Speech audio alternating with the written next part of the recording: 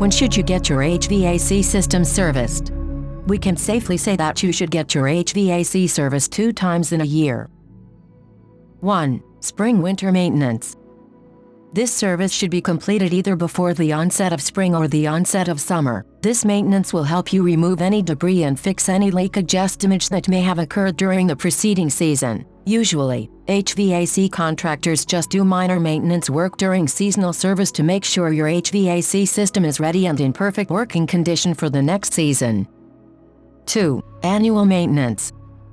Annual maintenance is a must each year. If you have scheduled spring maintenance, then the annual maintenance can happen during the winter and vice versa. During this HVAC service, your furnace, boiler and air conditioner will be given a comprehensive check and fixing to ensure they are in the right condition. If needed, components are replaced.